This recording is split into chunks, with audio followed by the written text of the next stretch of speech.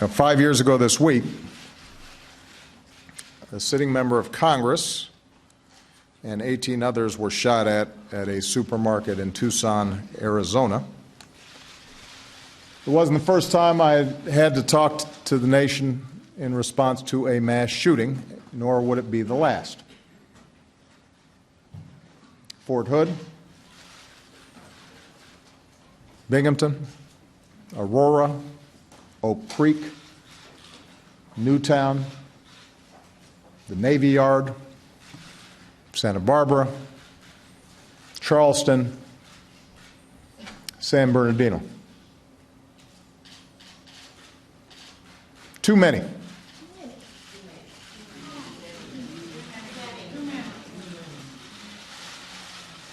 Now, thanks to a great medical team and the love of her husband, Mark, my dear friend and colleague, Gabby Giffords, survived.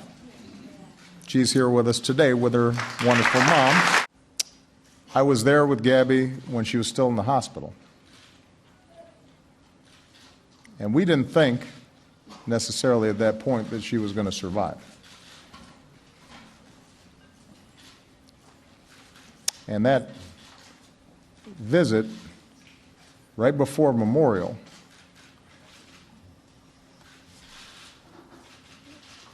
about an hour later, Gabby first opened her eyes. Now, I remember talking to Mom about that. But I know the pain that she and her family have endured these past 5 years. And the rehabilitation and the work and the effort to recover from shattering injuries. And then I think of all the Americans who aren't as fortunate. Every single year, more than 30,000 Americans have their lives cut short by guns. 30,000. Suicides, domestic violence, gang shootouts, accidents. Hundreds of thousands of Americans have lost brothers and sisters or buried their own children. Many have had to learn to live with a disability or learn to live without the love of their life. A number of those people are here today. They can tell you some stories.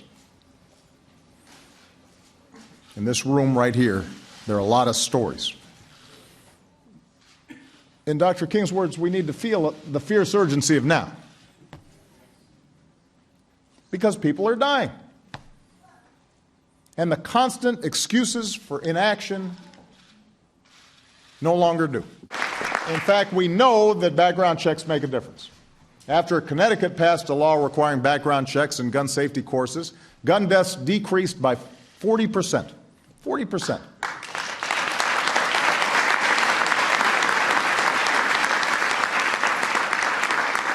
Meanwhile, since Missouri repealed a law requiring comprehensive background checks and purchase permits, gun deaths have increased to an almost 50% higher than the national average. One study found, unsurprisingly, that criminals in Missouri now have easier access to guns. And the evidence tells us that in states that require background checks, law-abiding Americans don't find it any harder to purchase guns whatsoever. Their guns have not been confiscated, their rights have not been infringed, but today we want to take it a step further. So let me outline what we're going to be doing. Number one, anybody in the business of selling firearms must get a license and conduct background checks or be subject to criminal prosecutions. Number two, we're going to do everything we can to ensure the smart and effective enforcement of gun safety laws that are already on the books, which means we're going to add 200 more ATF agents and investigators. We're going to require firearms dealers to report more lost or stolen guns on a timely basis. We're working with advocates to protect victims of domestic abuse from gun violence, where too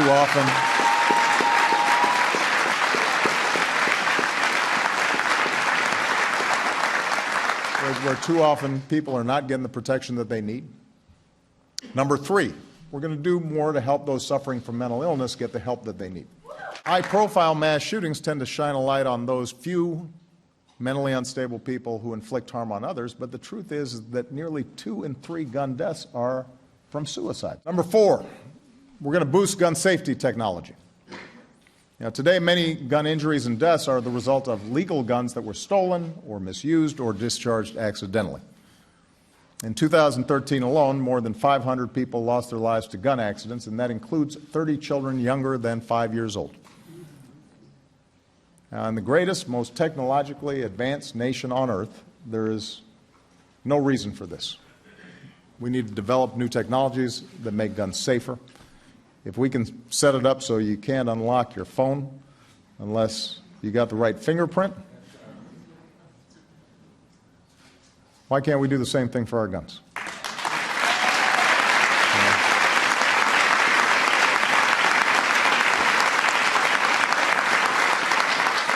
If there's an app that can help us find a missing tablet, which happens to me often, the older I get,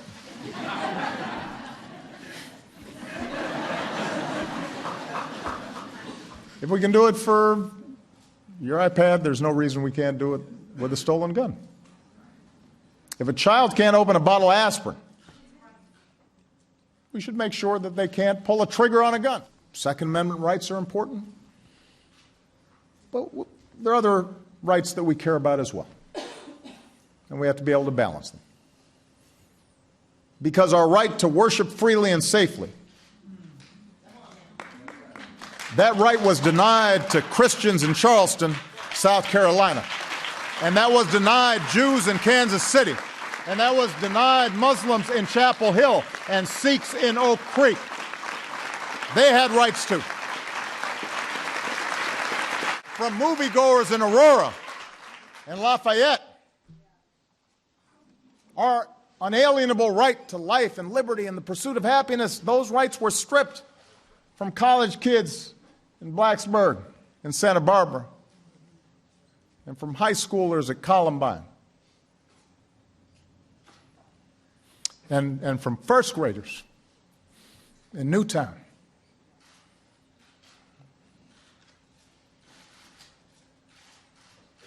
First graders.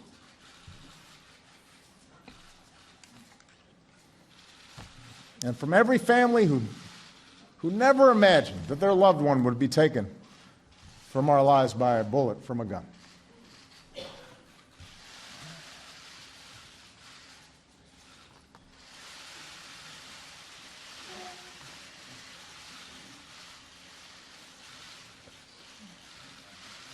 Every time I think about those kids, it gets me mad.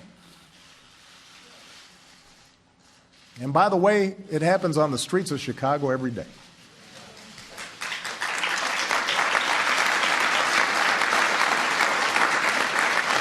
So, all of us need to demand a Congress brave enough to stand up to the gun lobby's lies. All of us need to stand up and protect its citizens. So just because it's hard, that's no excuse not to try. And if you have any doubt as to why you should feel that fierce urgency of now, think about what happened 3 weeks ago. Xavion Dobson was a sophomore at Fulton High School in Knoxville, Tennessee. He played football, beloved by his classmates and his teachers.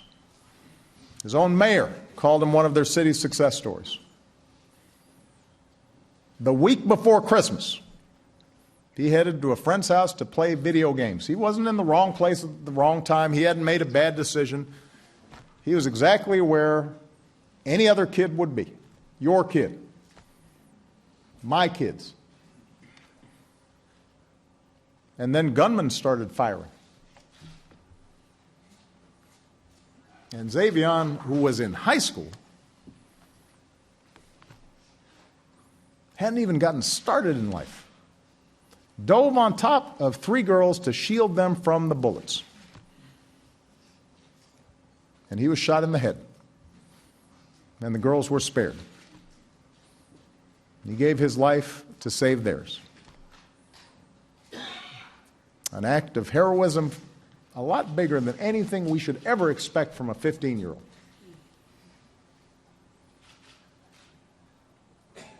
Greater love hath no man than this, that a man lay down his life for his friends. We are not asked to do what Xavier Dobson did. We're not asked to have shoulders that big, a heart that strong, reactions that quick. I'm not asking people to have that same level of courage or sacrifice or love. But if we love our kids and care about their prospects, and if we love this country and care about its future, then we can find the courage to vote.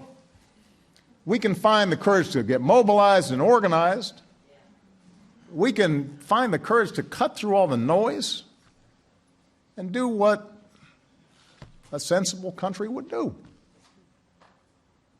That's what we're doing today, and tomorrow we should do more, and we should do more the day after that. And if we do, we'll leave behind a nation that's stronger than the one we inherited and worthy of the sacrifice of a young man like Xavier. Thank you very much, everybody. God bless you. Thank you. God bless them all.